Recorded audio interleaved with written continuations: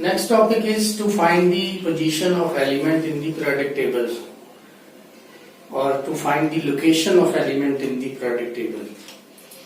First thing is, what is the meaning of position? Position means we have to find the block, period and group of the element in the periodic table. Element जो given है आपको atomic number दिया होगा, you have to find कि in which block that element is present in the periodic table, कौन सा period है, कौन सा group है जिसमें वो present है. उसके लिए जो most important thing है that is electronic configuration. Electronic configuration लिखोगे उसके बाद आपको पता चलेगा. और इलेक्ट्रॉनिक कॉन्फ़िगरेशन के लिए आपको ये वाला जो टेबल है ये आना चाहिए. 1s, 2s, 3s, 4s, 5s, 6s, 7s and 8s. फिर ऊपर से दो छोड़ के 2p, 3p, 4p, 5p, 6p and 7p. फिर ऊपर से दो छोड़ दो तो ये आ जाएगा 3d, 4d, 5d and 6d. फिर ऊपर दो छोड़ के 4f एंड 5f. ये हमने पढ़ा भी अभी कि 4d में s में दो ग्रुप होते हैं, p में 6, d की 4 सीरीज हैं और f की 2 सीरीज हैं. Clear?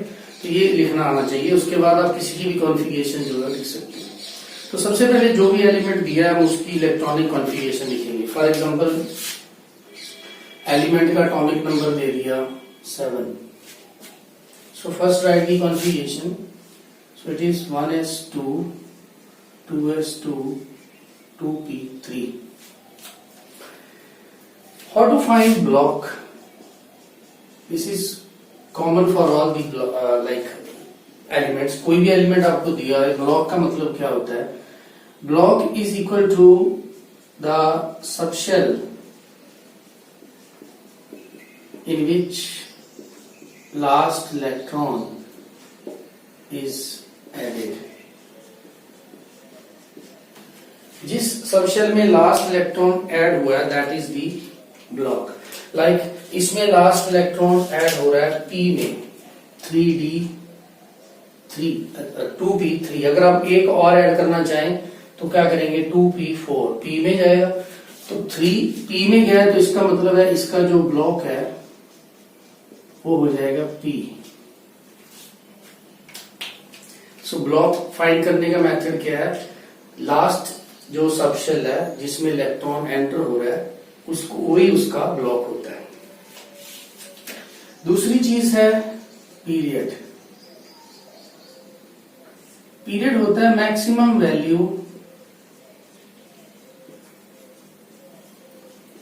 Of n, that is principal quantum number. जितनी भी मैक्सिमम वैल्यू आ गई वही उसका पीरियड. n की वैल्यू कहाँ है? ये है हमारा n, 1, 2, 2 और मैक्सिमम वैल्यू क्या है? 2. तो इसका मतलब इसका जो पीरियड है वो हो जाएगा सेकेंड. अब जो बात है वो है हमारी ग्रुप की.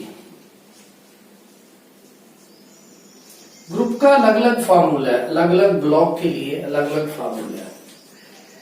पहले आपको ब्लॉक फाइंड करना पड़ेगा, उसके बाद आप ग्रुप फाइंड करोगे. बिकॉज अगर आपका एलिमेंट है, if element belong to s block, अगर आपको पता चल जाता है कि ये एस ब्लॉक में है, देन आपका जो ग्रुप है वो किसके इक्वल होगा? Group will be equal to number of electrons in s subshell. S में कितने इलेक्ट्रॉन्स हैं उस पर डिपेंड करेगा. अगर आप लास्ट इलेक्ट्रॉन एस में जा रहा है तो इसका मतलब उसका ब्लॉक एस है. अगर उसका ब्लॉक एस है तो आप उस एस में देखिए कितने इलेक्ट्रॉन हैं. उसमें इलेक्ट्रॉन कितने हो सकते हैं? 1 या 2. अगर 1 हुआ तो ग्रुप नंबर 1, अगर 2 हुआ तो ग्रुप नंबर 2. तो ये था एस ब्लॉक के लिए. पी ब्लॉक के लिए क्या है? If element belong to p block, जैसे कि इस एग्जांपल में, तो उसके लिए हम ग्रुप नंबर कैसे फाइंड करेंगे? Group will be equal to 10 plus ns plus np electrons. अब इसका क्या मतलब हुआ? ns एंड np का मतलब हुआ 2s एंड 2p। ये सेम ही होगा p ब्लॉक के लिए, या तो दोनों 2 या दोनों 3, या 3s 3 2 या 4s 4 2 या 5s, सेम ही होगा, इसीलिए दोनों में n है सेम। इसमें कितने इलेक्ट्रॉन्स हैं? प्लस 10। अब देखो इसमें अप्लाई करें तो 10 प्लस ns में कितने इलेक्ट्रॉन्स हैं? 2, np में कितने इलेक्ट्रॉन्स हैं?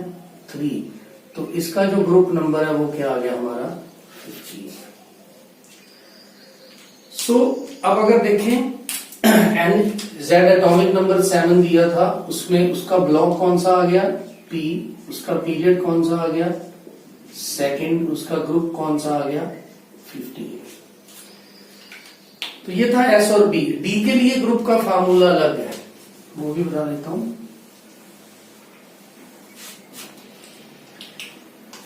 तो group for d, if element belongs to D block, अगर D ब्लॉक से एलिमेंट, D ब्लॉक का कैसे पता चलेगा? अगर लास्ट इलेक्ट्रॉन D में जा रहा है तो। अब एग्जांपल्स करेंगे तो ग्रुप नंबर किसके इक्वल आ जाएगा? n-1d plus ns electrons. n-1d इसलिए लिखा कि अगर आपका n6s है तो ये 5d होगा, दोनों में इलेक्ट्रॉन देख लेने कितने। अगर ये 5s है तो ये 4d हो जाएगा, अगर ये 4s है तो ये 3d हो जाएगा। दोनों में इलेक्ट्रॉन काउंट करने हैं कितने हैं, अपनी तरफ से कुछ ऐड नहीं करना। जैसे p ब्लॉक में 10 ऐड किया था, अब नहीं करना। लास्ट है if element belongs to f block. अगर f ब्लॉक में, तो f ब्लॉक के लिए कोई फार्मूला नहीं है, हमें पता है उसका जो ग्रुप है हमेशा 3 होता है।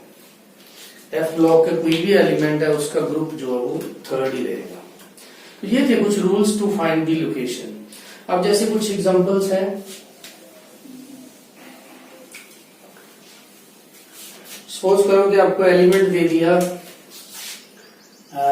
Find location of element having atomic number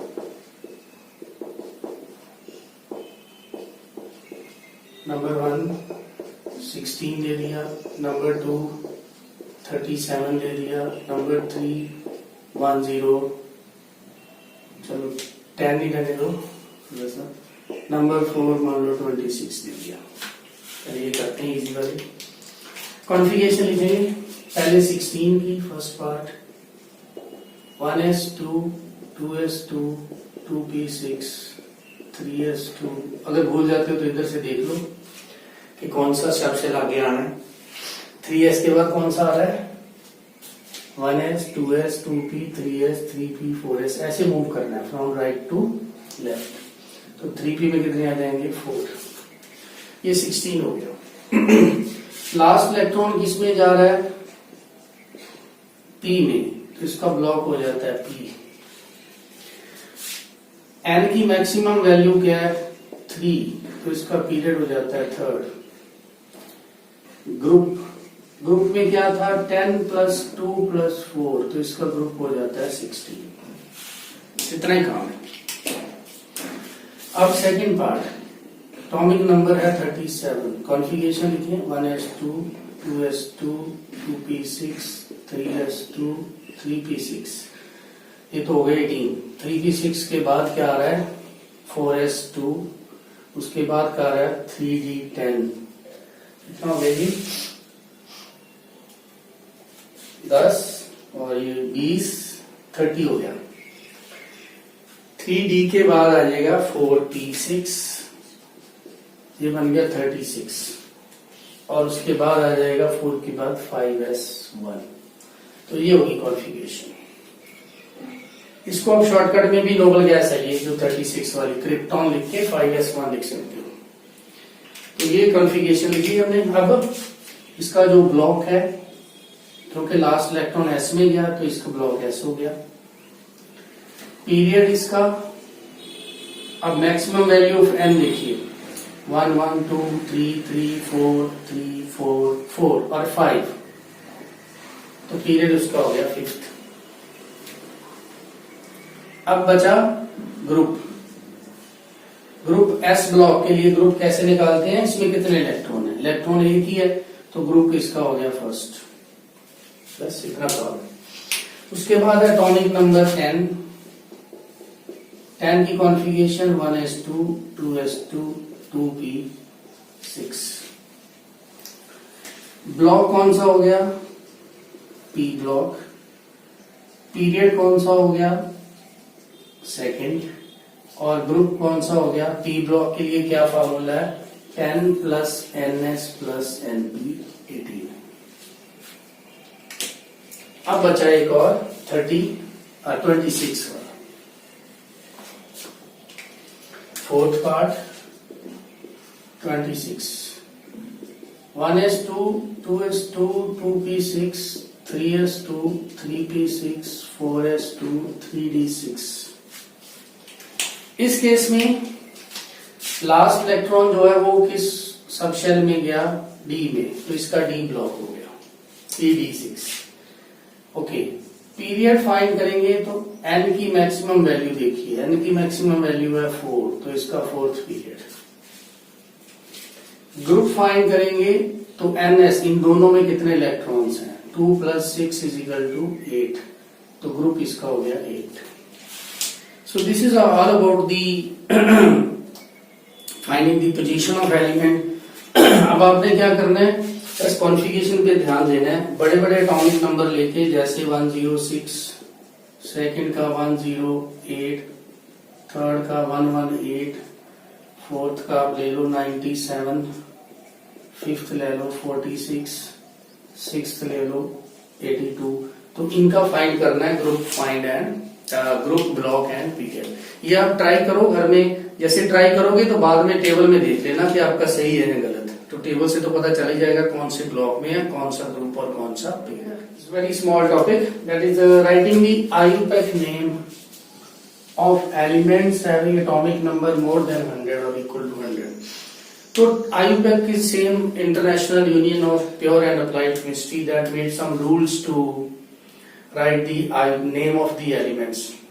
अब एलिमेंट्स का नाम लिखने की जरूरत क्यों पड़ी, बिकॉज जब एक ही एलिमेंट को दो जगह पे डिस्कवर हो गया एट अ टाइम, एक मान लो यूएसए में तो एक जापान में, तो दोनों साइंटिस्ट ने क्लेम किया कि ये मैंने डिस्कवर किया, तो इसका नाम जो है वो मेरे नाम पे रखो। इस झगड़े से बचने के लिए IUPAC ने एक नेम रूल बना दिया कि अब किसी के नाम पे एलिमेंट का नाम नहीं होगा, हमारे रूल्स हैं उनको फॉलो करके उस एलिमेंट का नाम रख देंगे, चाहे कोई भी एलिमेंट हो। मोर देन 100 के लिए बेसिकली ये है। तो इसमें क्या है कि जैसे एलिमेंट के लिए उन्होंने कुछ डेजिग्नेशंस रख दी, सिंबल्स रख दिए। 0 के लिए निल, 1 के लिए अन, 2 के लिए बाई, 3 के लिए ट्राई, 4 के लिए क्वाड, ये आपको याद रखने होंगे। 5 के लिए पेंट, 6 के लिए हेक्स और 7 के लिए सेप्ट, 8 के लिए ऑक्ट और 9 के लिए इम। 0 से लेके 9 तक। ऑर्गेनिक केमिस्ट्री में जो आप पढ़ते थे मैथ एथून से थोड़ा सा ये अलग है। तो नाम कैसे लिखेंगे, जैसे कोई भी एलिमेंट है उसका एटॉमिक नंबर है मान लो 118, तो 118 एटॉमिक नंबर का अगर हम IUPAC नेम लिखें तो 1 का आ जाएगा हमारे पास अन, प्लस दूसरे 1 का भी अन, प्लस तीसरे का आ जाएगा ऑक्ट, 8 का आ जाएगा ऑक्ट ना, उसी हिसाब से। प्लस साथ में आपने क्या लगाना है, सबके IUM, सबके साथ में क्या लगाना है IUM। तो ये इसको कंबाइन कर दो आप। फर्स्ट लेटर को कैपिटल रखना है, UN OCT IUM, ये बन जाता है अनऑक्टियम। इसको ऐसे पढ़ेंगे अनऑक्टियम। ये लास्ट एलिमेंट है, पीरियोडिक टेबल में भी देखोगे तो वहां पे भी UUO लिखा हुआ है। UUO का मतलब है ये तो हो गया आपका IUPAC नेम। अब इसका सिंबल लिखने के लिए यहां से आप U उठाओ, फर्स्ट कैपिटल, यहां से ये U ले लो छोटा, ऑक्टियम से ओ ले लो, ऑक्टा, ये बन गया आपका UuO। अब प्रोडक्ट टेबल में देखो वहां पे भी UuO लिखा होगा। तो this is the IUPAC name of 118। ऐसे ही अगर आपने एटॉमिक नंबर लिखना है, मान लो कोई एलिमेंट है ही नहीं अभी तक 120, जो डिस्कवर भी नहीं हुआ, उसका भी हम लिख सकते हैं। वो कैसे लिखेंगे? 1 का ले लो आप अन, प्लस 2 का आप ले लेंगे बाई, प्लस 0 का आप ले लेंगे नील, ठीक है, प्लस क्या आ जाएगा IUM। तो इसका बन गया हमारे पास UN बाई नीलियम NILIUM। और सिंबल क्या हो जाएगा? U इसका उठाओ, B इसका स्मॉल और N इसका स्मॉल, UBL। अभी तक एलिमेंट डिस्कवर भी नहीं हुआ, लेकिन हम उसका नाम जो है और सिंबल लिख सकते हैं।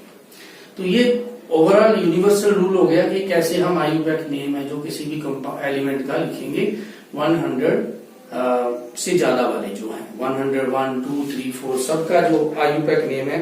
टेबल में भी कईयों का जो रिप्रेजेंट किया हुआ है, जैसे इसमें 115 का भी ऐसे लिखा हुआ है। 115 का हम कैसे लिखेंगे? 115 में 1 आ गया तो ये अन, दूसरा 1 आ गया तो इसका भी अन, तीसरा आ गया 5 तो इसका पेंट, और साथ में हमें IUM तो लगाना ही लगाना है। तो ये बन जाएगा अन पेंटियम, और इसका सिंबल क्या हो जाएगा? UUP।